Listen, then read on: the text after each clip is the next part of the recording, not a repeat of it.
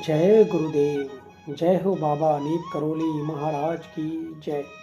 सभी को प्यार भरा जय श्री राम, जय श्री राम, जय श्री राम। आशा करते हैं आप सभी अपने परिवारजनों के साथ में स्वस्थ होंगे।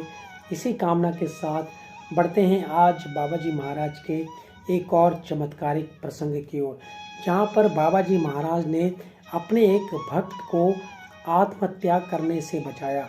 जबकि वह जब उस भक्त को बचाया गया, उस भक्त को कहने का तात्पर्य यह है कि वह भक्त उस समय बाबा जी महाराज का भक्त नहीं बना था, यानी कि वह व्यक्ति बाबा जी महाराज को उस समय नहीं जानता था।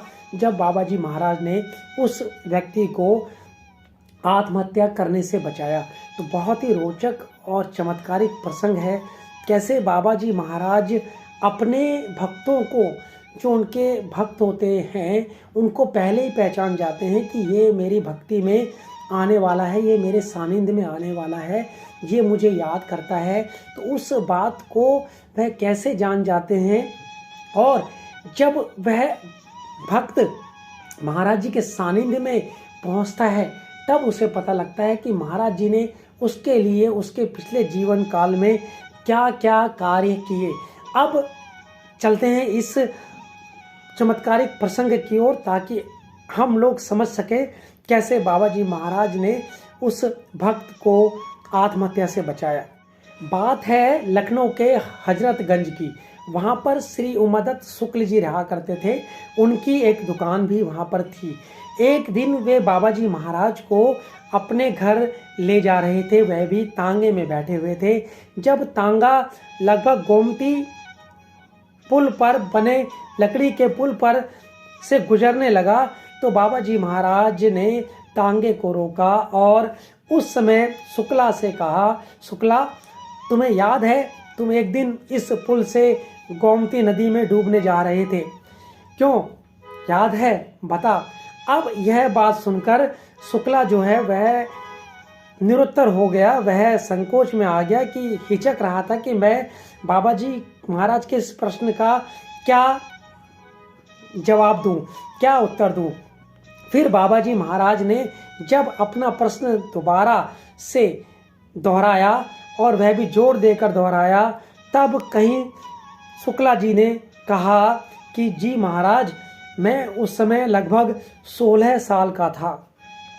उस समय मैं आपको जानता भी नहीं था, परंतु आप कैसे जानते हैं कि मैं गोमती में आत्महत्या करने जा रहा था? फिर शुक्ला ने बताना शुरू किया कि मैं गोमती के में कूदकर आत्महत्या करने के उद्देश्य से एक दिन रात में इस पुल पर आकर खड़ा हो गया था। जहाँ गोमती बहुत गहरी होती थी, वहाँ पर मैं खड़ा हो गया था, और मैंने कूदने का पूरा अपना विचार बना लिया था। मैं कूदने ही जा रहा था कि अचानक इतनी जोर से आंधी आई, इतनी जोर से तेज प्रकाश जो था वह छा गया। मैं इस अलौकिक घटना से पूरी तरह से चकरा गया था महाराज जी। इस तरह से शुक्ला ने अपने उस दिन की बात बताई, और इसके पश्चात मेरे शरीर में ऐसी कपकपी छा गई कि मैं नदी में छलांग लगाने का साहस नहीं जुटा पाया और वापस लौट गया। उसके पश्चात महाराज जी ने कहा, चले मरुत 49, और महाराज जी ने साथ साथ यह भी कहा, वह जो प्रकाश था वह ईश्वर का प्रकाश था, भगवान का प्रकाश था। शुक्ला जी ने किसी कारणवश आत्महत्या करने का यह प्रयास किया था, किंतु 24 वर्ष पूर्व ही बाबा जी महाराज को जब शुक्ला जी मिले थे, उससे लगभग 24 वर्ष पूर्व बाबा जी महाराज को पता लग गया था कि शुक्ला जी उनकी शरण में आने वाले हैं, या उन्होंने उनकी शरण में आना ही है। इस तरह से बाबा जी महाराज अपने भक्तों के जो रक्षा है वह हमेशा करते रहते हैं, चाहे वह उस भक्त को ज्ञान हो या ना हो कि वह महाराज जी का भक्त हो गया है, फिर भी महाराज जी उसकी रक्षा अपने आप ही करते रहते हैं। तो ऐसे हैं हमारे बाबा नीप करोली जी महाराज। आशा करते हैं आपको आज का ये प्रसंग अत्यंत ही पसंद आया होगा। इसी कामना के साथ जय गुरुदेव, जय हो बाबा नीप करोली महाराज, जय उत्तराखंड।